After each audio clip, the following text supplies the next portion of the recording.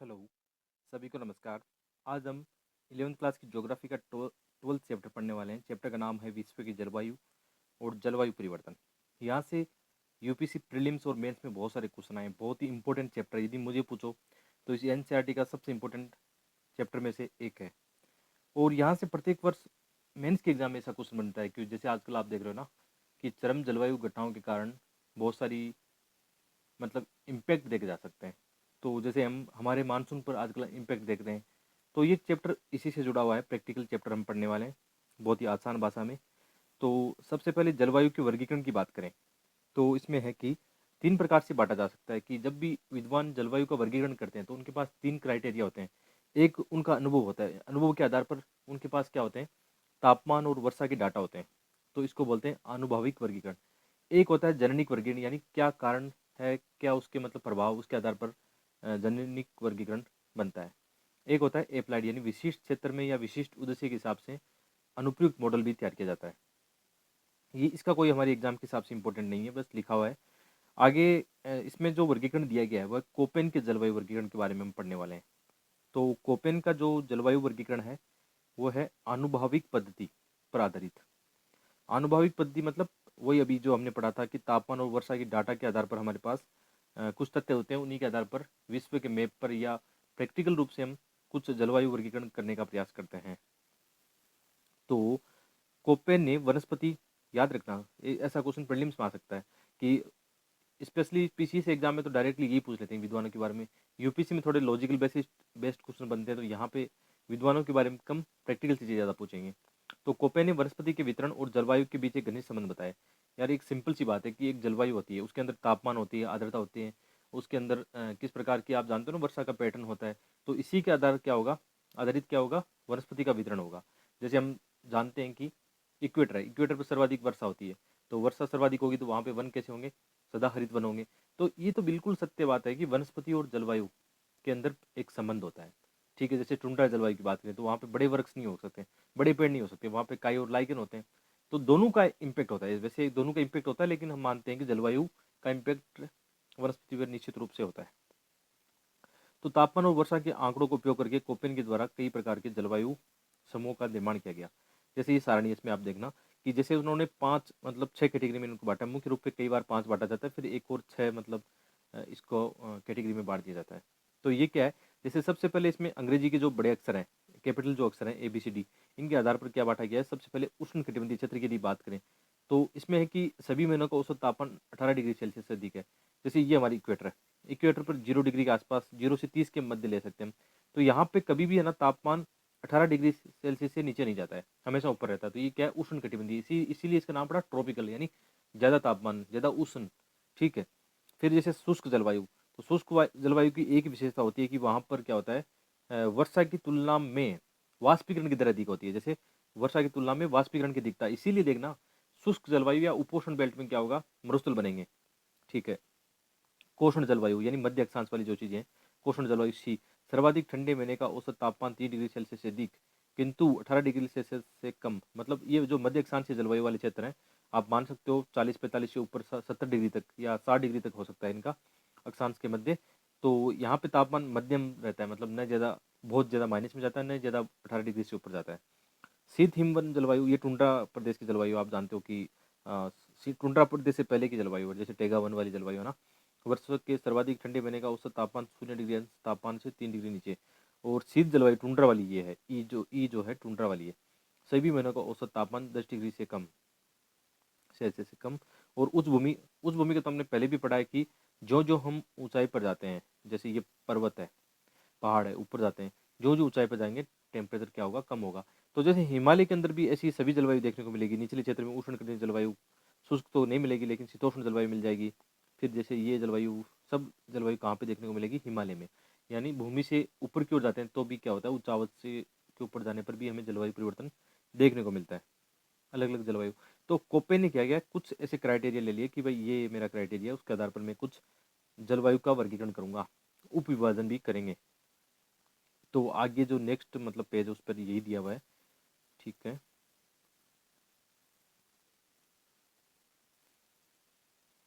बीच में एक मिनट, चलिए आगे बढ़ते हैं। ठीक है। आगे फिर इन्होंने क्या किया, कुछ बड़े अक्षरों के आधार पर, जो हमने अभी पढ़ा था, पहले समझा था कि ABCDE के आधार पर इन्होंने क्या किया, कुछ जलवायु का वर्गीकरण किया है। फिर आगे इन्होंने क्या किया कि कुछ बड़े अक्षर ले लिए, जैसे अभी मैंने समझाने की कोशिश की, ABCD जो अक्षर लिए हैं, इनमें से क्या है, जो जलवायु 4 प्रकार की जलवायु जलवायु है, ACDE, ये क्या है, आर्द्र जलवायु है, तथा B क्या है, शुष्क जलवायु को इंगित करता है। फिर इसके अंदर कुछ छोटे अक्षर भी इन्होंने लिए। वैसे ये कोई जटिल वाली बात नहीं, यहाँ पे सिंपल सी चीज़ है, ठीक है, आप आराम से इसको समझ सकते हो। एग्जाम में यहाँ से क्वेश्चन नहीं आने वाले, बस समझने की बात यह है कि एक विद्वान ने किस प्रकार तापमान और वनस्पति के आधार पर कुछ जलवायु वर्गीकरण किया है।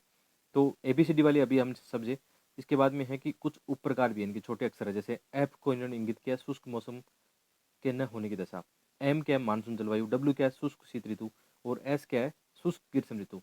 अभी मैं बार बार बोल रहा हूँ, ऐसे क्वेश्चन GS के अंदर मेंस में नहीं आते हैं, ये ऐसे क्वेश्चन ऑप्शनल ज्योग्राफी में तो आते हैं, लेकिन GS में ऐसे क्वेश्चन कभी नहीं आएंगे कि आपको पूछ लेंगे कोपेन का वर्गीकरण। हाँ, स्टेट PCS का कोई पता नहीं, वो कुछ भी पूछ सकते हैं, लेकिन UPSC के आपकी एग्जाम में प्री और मेंस में ऐसे क्वेश्चन कभी नहीं आएंगे कि थ्योरी वाला पार्ट आपको पूछने वाले हैं। प्रैक्टिकल चीज़ें जरूर पूछेंगे, जो अभी हम बात करने वाले हैं, ठीक है। तो छोटे अक्षर ABCD तापमान की उग्रता वाले भाग को दर्शाते हैं। सिंपल सी बात यह है कि यहाँ पे जो दिए गए हैं कि कोपे ने कई प्रकार के जलवायु वर्गीकरण यहाँ पे बताए हैं। थोड़ा सा हम समझने की कोशिश करते हैं, बाकी आगे मैंने डिटेल से इसको लिखा है। हाँ, थोड़ा सा यहाँ पे आपको एक चीज़ जरूर जाननी है कि ना, प्रैक्टिकल चीज़ें जरूर पूछ सकते हैं कि विश्व का जलवायु जो वर्गीकरण है, सामान्य वर्गीकरण है, वो जरूर पूछा जा सकता है। वो मैं अभी आपको बताऊंगा कि यदि ऐसा क्वेश्चन मेंस के अंदर आता है, वैसे कम ही संभावना रहती है, क्योंकि आजकल UPSC जो क्वेश्चन पूछता है ना, वो करंट अफेयर पे ज़्यादा क्वेश्चन बनाता है मेंस में भी, कि जैसे चरम जलवायु घटनाएं होगी, आजकल सूखे की घटनाएं हो रही है, ग्लेशियर पिघल रहे हैं, या मतलब शहरी बाढ़ की घटनाएं बढ़ रही है, तो UPSC ऐसे प्रैक्टिकल क्वेश्चन ज़्यादा पूछ रहा है, ऐसे सिद्धांत क्वेश्चन UPSC अभी नहीं पूछ रहा है, ठीक है। तो सबसे पहले बात करें हम कि इसमें है उष्ण कटिबंधीय आर्द्र जलवायु। तो उष्ण कटिबंधीय आर्द्र जलवायु कहाँ पे, इक्वेटर पे होगी, है ना, इक्वेटर पे होगी। और इसके भी उन्होंने कई प्रकार बांटे हैं, जैसे उष्ण कटिबंधीय आर्द्र जलवायु, ठीक है, इसमें AF को नाम दिया गया है। तो यदि हम पृथ्वी को समझने की कोशिश करें, तो 0 से 5 या 0 से 10 डिग्री जो अक्षांश है, ठीक है, उसमें कहाँ क्या मिलेगी आपको, उष्ण कटिबंधीय आर्द्र जलवायु, यानी जहाँ हमेशा वर्षा होती है, ठीक है, यहाँ पे कोई शुष्क ऋतु नहीं होगी, हमेशा यहाँ पे क्या होगा, आर्द्रता की मात्रा ज़्यादा होगी, तापमान भी ठीक होगा, सदाहरित वनस्पति होगी। इस प्रकार की विशेषताएं जो मैंने आगे लिख दी है, यहाँ पे सिंपल वे में केवल समझाने की कोशिश कर रहा हूँ कि सबसे पहले उष्ण कटिबंधीय आर्द्र जलवायु का पार्ट है उष्ण कटिबंधीय आर्द्र जलवायु, जिसको AF नाम दिया गया है। यहाँ पे मतलब लिखा है सिंपली, शॉर्ट में लिखा है कि कोई शुष्क ऋतु नहीं, सिंपल सी बात है कि यहाँ हमेशा वर्षा होती है।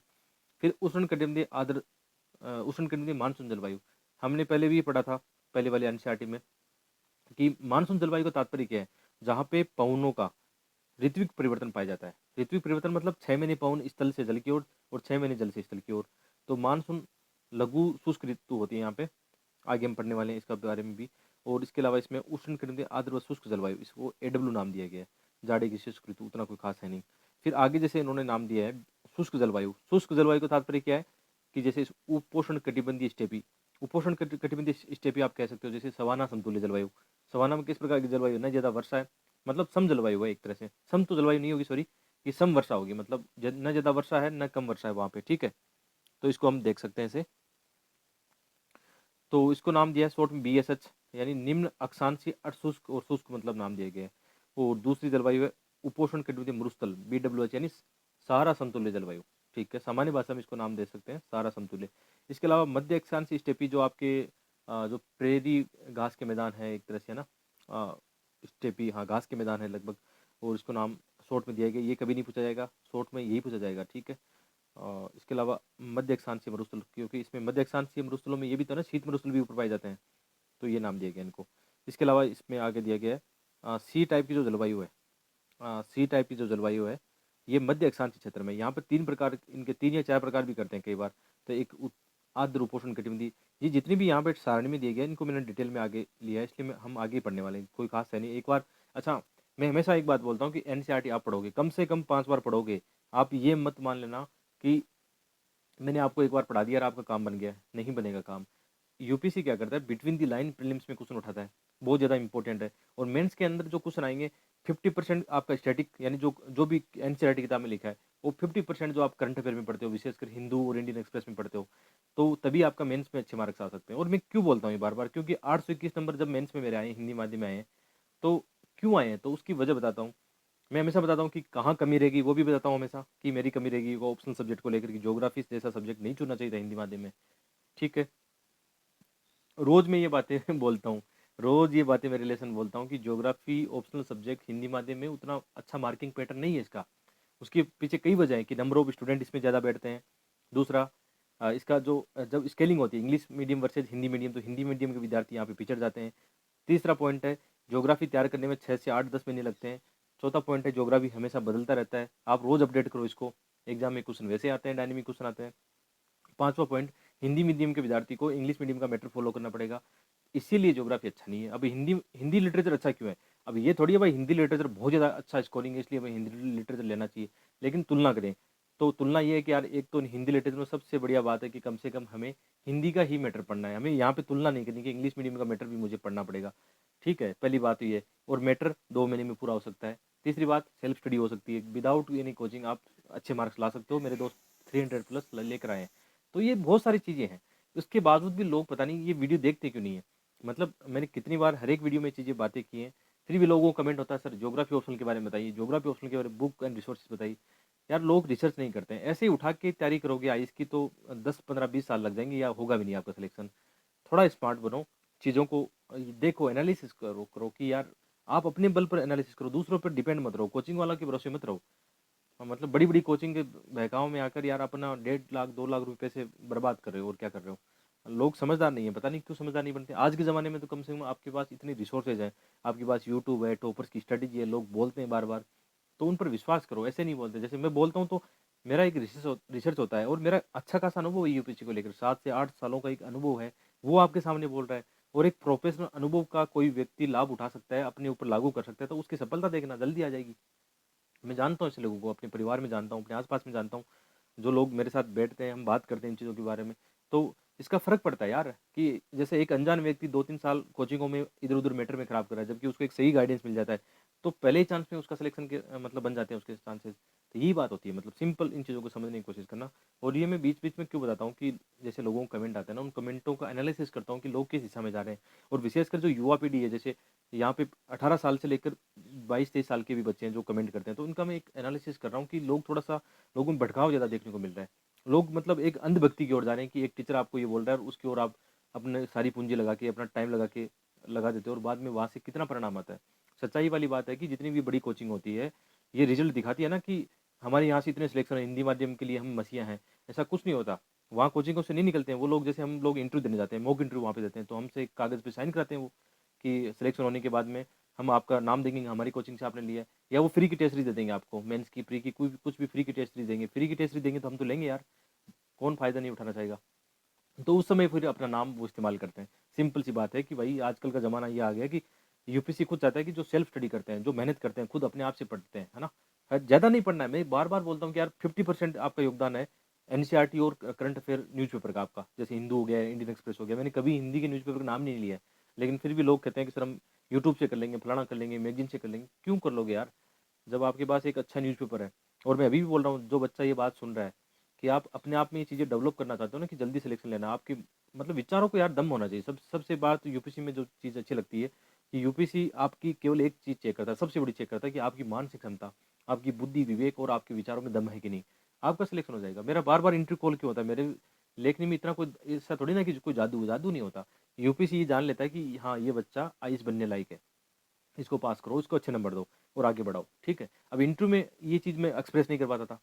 मतलब ये चीज़ जो मेंस में मैं बार-बार एक्सप्रेस कर रहा हूँ, इंटरव्यू में उतना अच्छा एक्सप्रेस नहीं कर पा रहा था, इसलिए इंटरव्यू में नंबर कम आ गए। लेकिन जैसे अभी मैं इतना वर्क कर रहा हूँ इस चीज़ पर, इंटरव्यू को लेकर इतना वर्क कर रहा हूँ कि मेरी कहाँ-कहाँ कमी है, गलती मुझ में ही है। बाहर तो है नहीं, भाई यूपीएससी में थोड़ी भेदभाव करता है, गलती तो हम में है कि हम अपने आप को सही से कम्युनिकेट नहीं कर पाते हैं, या अपनी बात को सही से रख नहीं पाते हैं, या कुछ तर्कों के साथ में या किसी लॉजिकल रीजनिंग के साथ हम अपनी बातों को रख नहीं पाते हैं। यही हमारी कमी हो जाती है। इसलिए जो बच्चे मेरे साथ जुड़े हैं, मैं चाहता हूँ कि उनको सही दिशा मिले। और सिंपल सी बात है कि यार मैंने कितने ऐसे वीडियो बनाए जो प्री की स्टडी के बनाए हैं, मेंस की बुक एंड रिसोर्सेज के मैं बनाता रहता हूँ, आप लोगों को शेयर करता रहता हूँ कि भाई ये किताबें, ये नोट्स आपको कहाँ मिलेगी, ठीक है? और एक चीज़ बता दूँ आपको, मतलब आपको यदि चाहिए, आप यदि चाहते हो ना कि मुझे ये मैटर चाहिए, कि मुझे किसी भी कोचिंग का कोई ये मैटर चाहिए, है ना? कहीं भी चाहिए, ठीक है? तो आप में दम होना चाहिए, सर्च करो यार। मतलब आपको यूट्यूब पे बहुत सारी वीडियो मिल जाएंगे। टेलीग्राम पे आपको आजकल नोट्स, जितने भी नोट्स मार्केट में मिलते हैं फोटोकॉपी वाले, सब टेलीग्राम पे पड़े हैं। ठीक है, टेलीग्राम पे सर्च करो, आपको देने वाला कोई नहीं है। आप मुझसे बोलोगे सर हमें लिंक सेंड करो, तो लिंक सेंड नहीं कर सकते दोस्तों। यहाँ से मैं, यदि मैं कोई भी सिंपल सी कोचिंग का नाम भी ले लूँ, जैसे अभी बात करूँ कि इस कोचिंग का आपको यहाँ मिल जाएगा फलाना का, तो ये सब अपने यूट्यूब को, टेलीग्राम को, सबको बंद करवा देंगे। 2 मिनट लगेगा इनको, इनके पास तो सबूत होंगे कि ये टीचर ऐसा बोल रहा है, ये टीचर ऐसा बोल रहा है। तो ऐसा हम नहीं बोल सकते कि आपको ये चीज़ें यहाँ मिल जाएगी। मैंने एक चीज़ बोल दिया, यहाँ पे बोला कि टेलीग्राम पे सब कुछ मिलेगा। मैं हमेशा ये बोलता हूँ कि टेलीग्राम पे आपको सब कुछ मिलेगा। जैसे टेलीग्राम पे मैं नोट्स शेयर करता हूँ, वैसे बहुत लोग फ्री में नोट्स, मतलब आप समझ गए होंगे, सब कुछ मिलता है, जो आपको चाहिए सब कुछ मिलता है। बाकी तो मतलब हम इनडायरेक्टली बोल सकते हैं, डायरेक्टली ऐसी कुछ चीज़ें बोल नहीं सकते। फिर भी लोग कमेंट में करते हैं सर इस कोचिंग के ये नोट्स सर हमें लिंक प्रोवाइड कराओ। लिंक कैसे प्रोवाइड करा सकता है कोई सामने वाला? मतलब बहुत बड़ा नुकसान हो सकता है। कल ही हमारे यूट्यूब पर ये स्ट्राइक कर देंगे, या मतलब टेलीग्राम के ऊपर कॉपीराइट लगवा देंगे। तो यहाँ पे तो केवल हम वही चीज़ें शेयर कर सकते हैं जो मैं अपनी शेयर कर सकता हूँ। ठीक है, तो ये थी प्रैक्टिकल बातें। मैं लेसन में प्रैक्टिकल बातें बताता रहूँगा, ताकि आप लोगों, और ये प्रैक्टिकल बातें कहाँ पर बता रहा हूँ, जो आप लोगों के कमेंट आते हैं ना, उन्हीं कमेंट पर बेस्ट मैंने बनाई। और यहाँ पे जैसे ये वीडियो है, तो इस वीडियो को मैक्सिमम अपने यहाँ चैनल से 500 से लेकर 1000 बच्चे देखते हैं।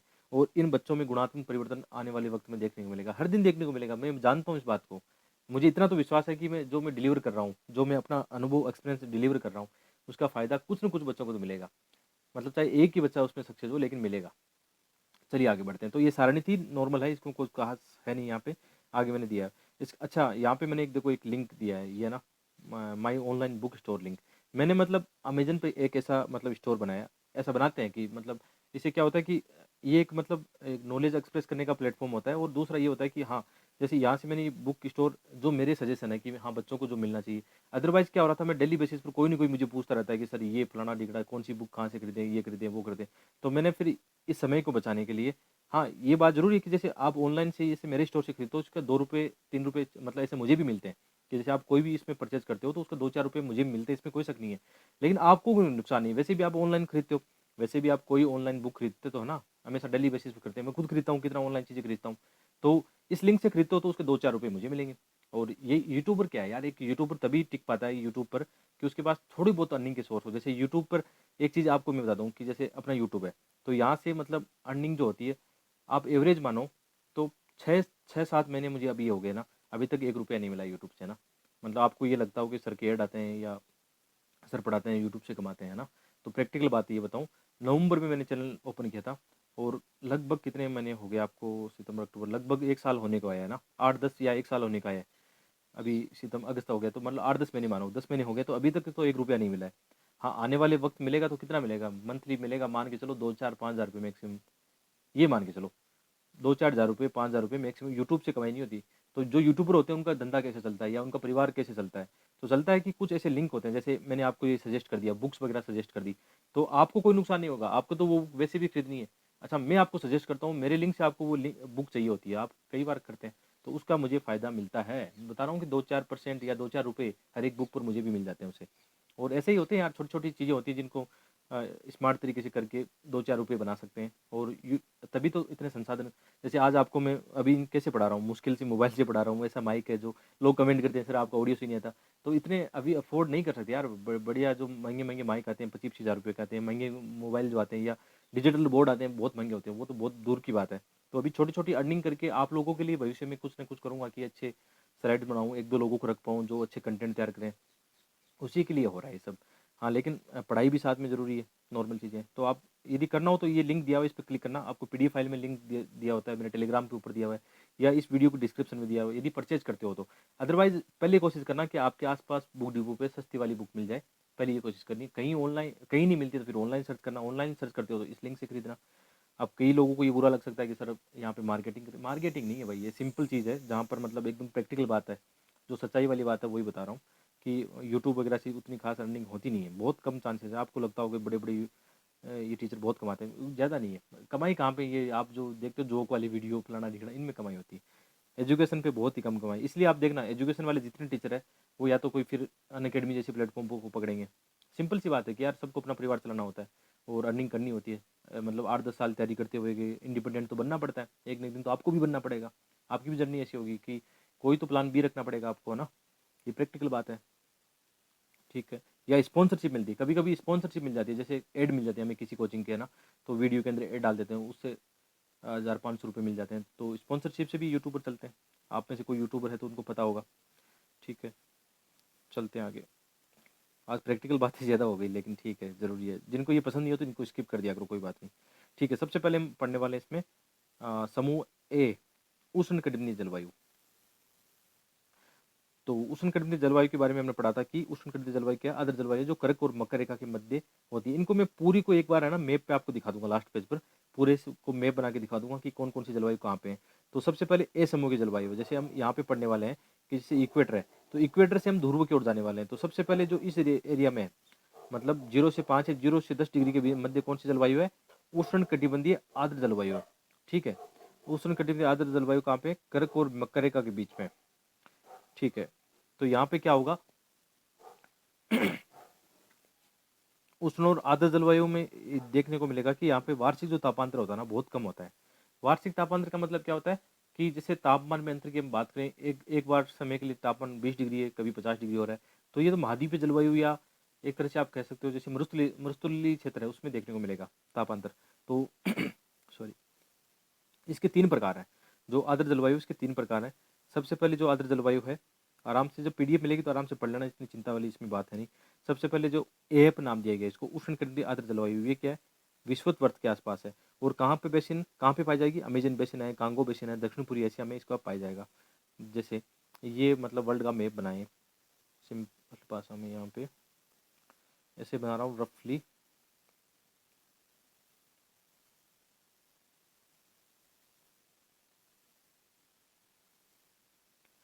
तो जैसे ये क्षेत्र है ना, ये क्षेत्र है, अमेजन बेसिन हो गया आपका, कांगो बेसिन हो गया और दक्षिण पूर्वी एशिया हो गया। यानी आप ये मान सकते हो कि 0 डिग्री के आसपास जो क्षेत्र होंगे वो कहाँ पे, इस पे होगी उष्णकटिबंधीय आर्द्र जलवायु। ठीक है, और फिर इसके बाद में होगी उष्णकटिबंधीय मानसून जलवायु। मानसून जलवायु जैसे इंडिया हो गया, ऑस्ट्रेलिया हो गया, यहाँ पे क्या पाई जाएगी, मानसून जलवायु पाई जाएगी। ठीक है, जो आपकी ये उष्णकटिबंधीय आर्द्र जलवायु, उसकी विशेषता की यदि बात करें हम, तो बहुत सारी ऐसी विशेषताएं हो सकती है। जैसे इसमें क्या होता है, डेली क्या होगा, प्रत्येक दिन वर्षा होगी। उष्णकटिबंधीय आर्द्र जलवायु में डेली क्या होगा, प्रत्येक दिन वर्षा होगी। और यहाँ पे क्या होगा, तापमान समान रूप से ऊंचा और वार्षिक तापांतर नगण्य होगा। सर्वाधिक सघन वन और वितान होंगे, जैव विविधता सर्वाधिक होगी, सुधारित वर्णित होंगे वन होंगे, और रेंगने वाले जीव यहाँ पे ज्यादा पाए जाएंगे। तो ये बात देखो, सिंपल सी बात है, समझने की कोशिश करना है इसको, कि जैसे इक्वेटर है, हाँ बहुत आसान भाषा में इसको चलो मैं समझाने की कोशिश करता हूँ। यहाँ पे देखना, जैसे ये इक्वेटर है 0 डिग्री, और ये 10 डिग्री तक क्या पाया जाएगा, 0 से 10 दोनों तरफ, नॉर्थ एंड साउथ, यहाँ पे पाई जाएगी संभावना क्या है, आपकी जो उष्णकटिबंधीय आर्द्र जलवायु इस बेल्ट में पाई जाएगी। और अभी हमने 3 क्षेत्र की बात की, एक कौन सा क्षेत्र था, एक अमेजन बेसिन, अफ्रीका का कांगो बेसिन, और दक्षिण पूर्वी एशिया जहाँ पे मलेशिया इंडोनेशिया, यहाँ पे 3 क्षेत्र ऐसे हैं जहाँ पर उष्णकटिबंधीय आर्द्र जलवायु पाई जाएगी या अति आर्द्र जलवायु पाई जाएगी। इसमें वर्षा की मात्रा 200 से 400 सेंटीमीटर है। क्यों है भाई, क्योंकि डेली वर्षा होती है, बहुत ज़्यादा वर्षा होती है। ये सागर के तटों के आसपास भी है, यहाँ पे महासागर भी है, वाष्पीकरण दर ज़्यादा बढ़ेगी और अच्छी वर्षा होगी, चक्रवातों से भी वर्षा होगी। ठीक है भाई, जब अच्छी वर्षा है, 200 से 400 सेंटीमीटर वर्षा है, तो वनस्पति कैसी होगी, सदाहरित वनस्पति होगी, लंबे पेड़ होंगे, तने लंबे होंगे, प्रकाश की तलाश में ऊपर चले जाते हैं। वितान, वितान यानी घने वितान, ऊपर से छायादार बोले, एक तरह से कह सकते हैं। और पत्तियां चौड़ी, क्योंकि पानी ज़्यादा है, वाष्पीकरण ज़्यादा होगा। यदि छोटी पत्तियां होती तो वाष्पीकरण कम होता और पेड़ सड़ गल जाता। जड़ें कम गहरी, क्यों, क्योंकि पानी ऊपर है। अब मरुस्थलीय पादप का तो जड़ें बहुत ज़्यादा गहरी होगी पानी की तलाश में, जबकि इक्वेटर वाले जो जहाँ ज़्यादा पानी है तो क्या होगा, जड़ें छोटी होगी। सिंपल सी बात, जड़ें छोटी, तना लंबा, वितान चौड़ा। ठीक है, घने वृक्ष, सदाहरित वन वन वन हो गए। ठीक है, और बड़ी पत्तियां हो गई। अब यहाँ पे जीव कैसे पाए जाएंगे, अब भाई हाथी तो यहाँ पाया नहीं जाएगा, हाथी यहाँ पे आएगा तो दलदल में फंस जाएगा। सिंपल सी बात है, हाथी नहीं होगा, बंदर होगा। अब बंदर है तो बंदर वाली वो कहानी सुनी है ना आपने, मगरमच्छ को वो फल फल चिढ़ाता है। तो यहाँ पे कैसी है, तो सिंपल सिंपल बात है, जो बंदर वाले, बंदर क्योंकि पेड़ों पे लटक सकते हैं, दलदल में जाने की आवश्यकता नहीं है। मगरमच्छ रेप्टाइल जीव पाए जाएंगे क्योंकि वो दलदल और पानी में रहते हैं। तो देखो, एक कहानी की तरह मैंने बताने की कोशिश की है, एकदम कहानी की तरह। आप इसको एक बार रिपीट करके देखोगे तो आपको लगेगा यार कितना आसान भाषा में इन्होंने समझा दिया। यही होता है एनसीईआरटी पढ़ने का, एनसीईआरटी में ये चीज़ें आसान भाषा में लिखी होती है।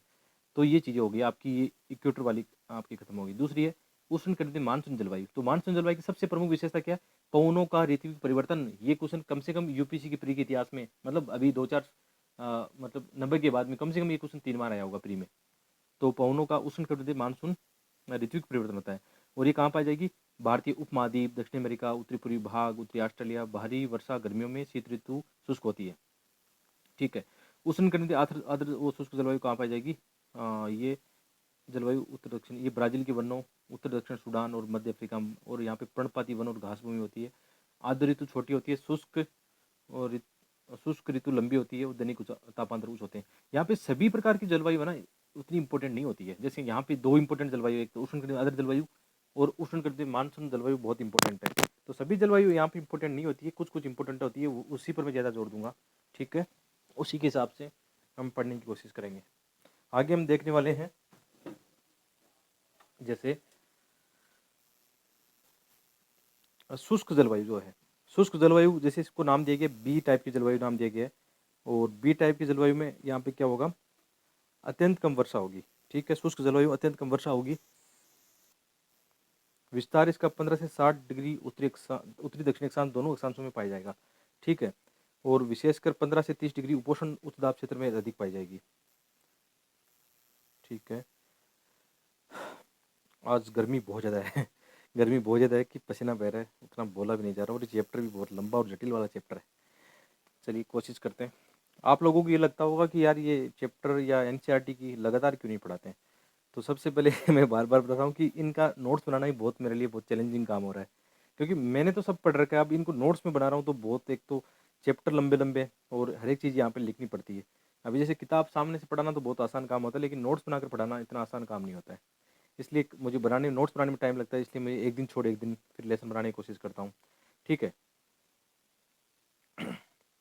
बाकी आपका काम पीडीएफ से भी हो सकता है, मतलब जो मैं बता रहा हूँ समझा रहा हूँ, पीडीएफ पढ़ लोगे एक दो बार तो आपका काम बन जाएगा। लेकिन एनसीईआरटी तो फिर आपको, मैंने कहा कि हर एक एनसीईआरटी जो अपने सिलेबस में जो हमें पढ़नी 5-5 बार पढ़नी है। हम्म, शुष्क जलवायु तो हमें पड़ी। शुष्क जलवायु एक तरह से आप मान सकते हो कि मतलब यहाँ पे क्या होगा, सिंपल सी बात ये कि वर्षा की तुलना में वाष्पीकरण का दर अधिक है। और शुष्क जलवायु में आप ध्यान में आते ही आपका माइंड वहाँ चला जाएगा कि मरुस्थल जैसी जलवायु होती है ना।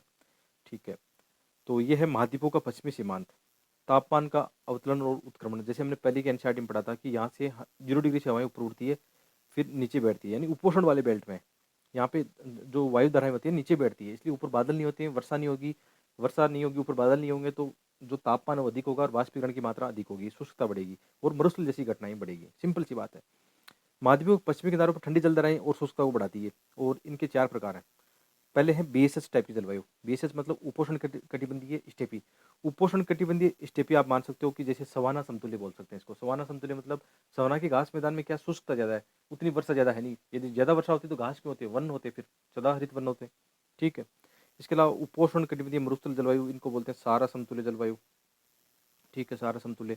और मध्य अक्षांशीय स्टेपी, ये आपके पेरी और स्टेपी जो घास के मैदान है उनको बोलते हैं। और मध्य अक्षांशीय मरुस्थल मतलब गोभी के मरुस्थल, उस टाइप की जलवायु होती है। ठीक है, आप एनसीईआरटी की रीडिंग मारोगे एक दो बार तो आपको समझ में आ जाएगा कि मैं क्या कहना चाहता हूँ। उतना समझाने लायक इसमें कुछ है नहीं मतलब। फिर आगे जैसे कोष्ण शीतोष्ण जलवायु। कोष्ण शीतोष्ण जलवायु है मध्य अक्षांशीय जलवायु, इसको सी टाइप की जलवायु नाम दिया गया है। ये 30 से 50 डिग्री अक्षांशों पर 60 डिग्री तक जाता है कई बार। और महाद्वीप के पूर्वी और पश्चिमी सीमांतों पर इस प्रकार की जलवायु होती है, मध्य अक्षांशीय वाली जलवायु होती है। ग्रीष्म ऋतु कोष्ण होती है, शीत ऋतु इसमें मृदुल होती है। और इस जलवायु के 4 प्रकार है। यहाँ से एक जलवायु है जो सबसे इंपॉर्टेंट जलवायु और एग्जाम में बहुत बार पूछी जाती है, उस जलवायु का नाम है भूमध्य सागरीय जलवायु। तो भूमध्य सागरीय जलवायु जब भी पढ़ो तो इसको दिमाग को एकदम एक्टिव कर लेना कि यार यहाँ से क्वेश्चन आने वाला है। यूपीएससी इस क्वेश्चन के बाद इसके बारे में बहुत बार पूछता है, भूमध्य सागरीय जलवायु के बारे में बहुत बार पूछता है। तो सबसे पहले जो इसमें जलवायु है, इसके बारे में ज़्यादा नहीं पूछा जाएगा।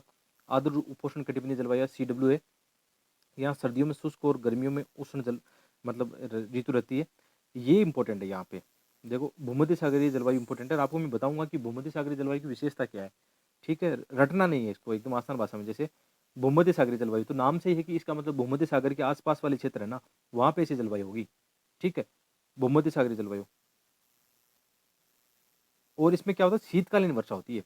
भूमध्य सागरीय जलवायु में क्या होता है, शीतकालीन वर्षा होती है।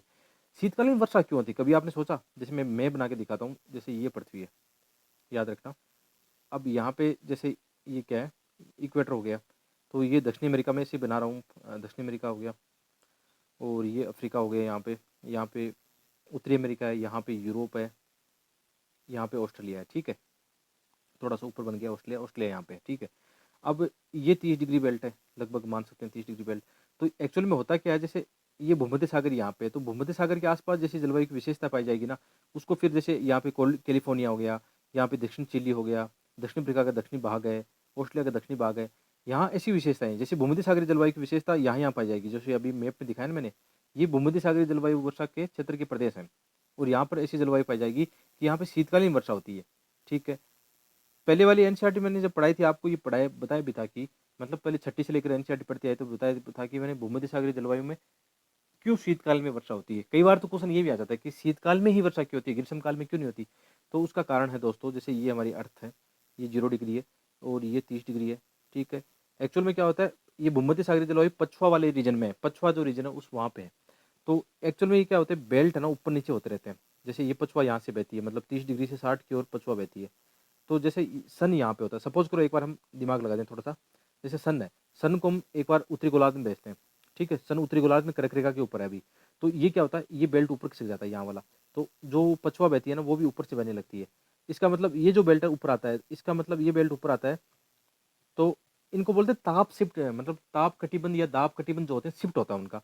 मतलब जब सन उत्तरी गोलार्ध में चला जाता है, तो जो ताप दाब कटिबंध होता है वो यहाँ पे आ जाता है, मतलब कहाँ पे, भूमि पे आ जाता है एक तरह से।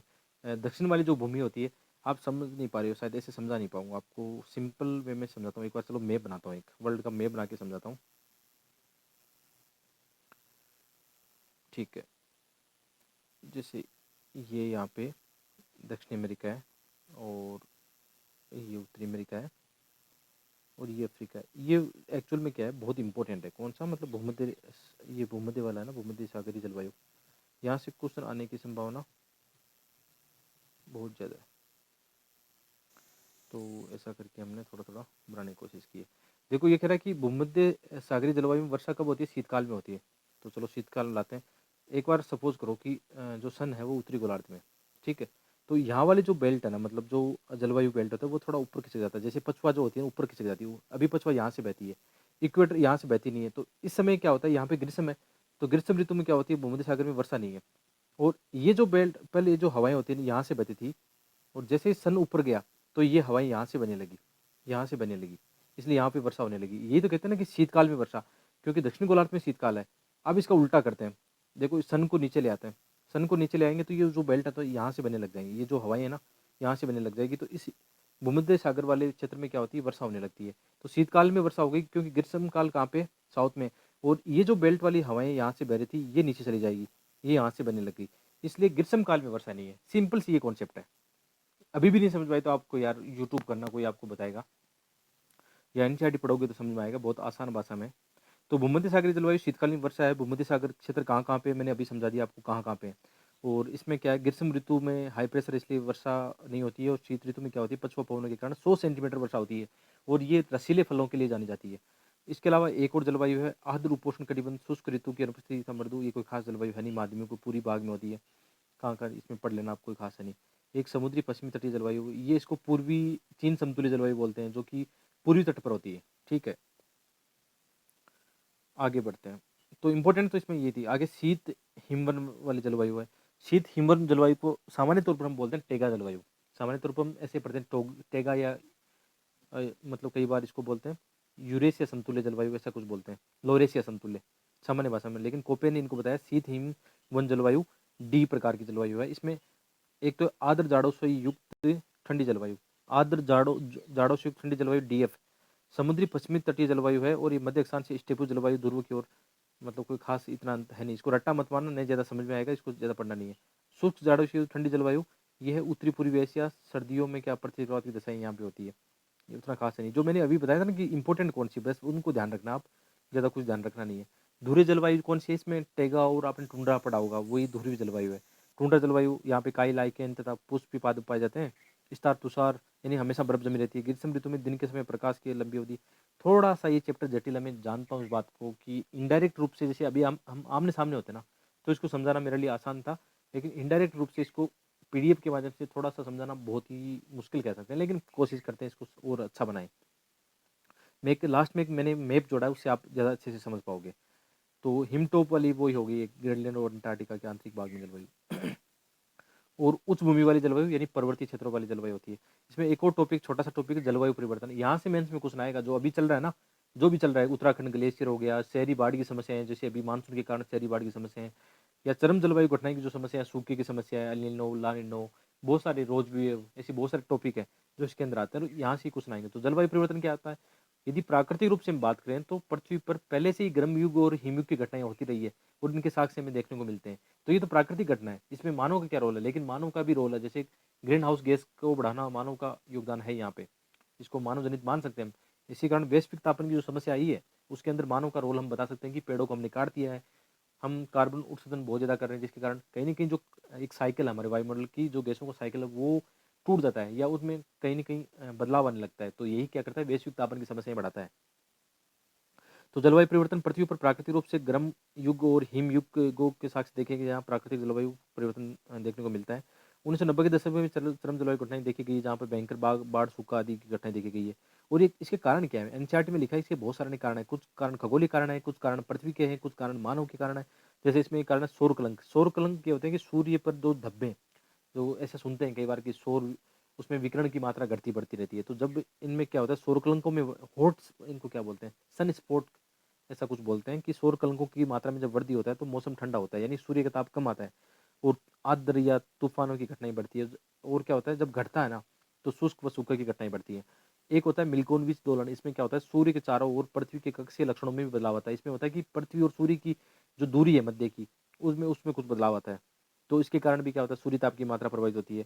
एक ज्वालामुखी क्रिया होती है कि जब ज्वालामुखी अभी भी जैसे होती है, कि इसके कारण क्या होता है, एरोसोल वायुमंडल में रिलीज होता है। और एरोसोल क्या करता है, छाया, मतलब नीचे सूर्य का प्रकाश आने नहीं देगा, तो क्या होगा, तापमान घटेगा, घटेगा तो क्या होगा, ठंडा युग आ सकता है। पहले के इतिहास में ऐसा आया है, अभी भी ऐसा कहते हैं कि आ सकता है। ठीक है।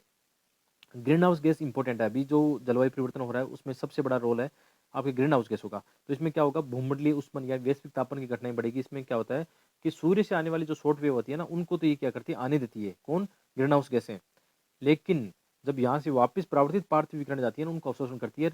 आजकल हमने देखा है कि ग्रीन हाउस गैसों में मात्रा में वृद्धि होने से जो परावर्तित पार्थिव विकिरण है उनका अवशोषण ज्यादा होता है और वैश्विक तापन की समस्या होती है, कहीं ना कहीं गर्म युग की घटनाएं बढ़ेगी। ठीक है। ग्रीन हाउस गैसें कौन सी? यूपीएससी में ऐसे क्वेश्चन बहुत ज्यादा है प्री में।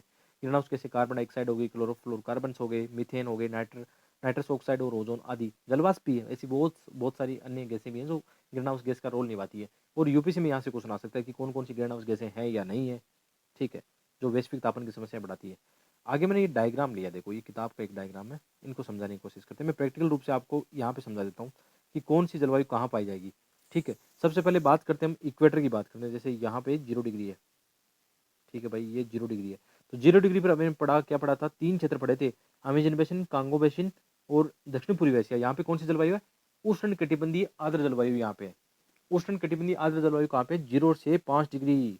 ये जो बेल्ट है ना, ये उष्ण कटिबंधीय आर्द्र जलवायु का बेल्ट है। 2 नंबर की जलवायु पड़ी थी मानसूनी जलवायु।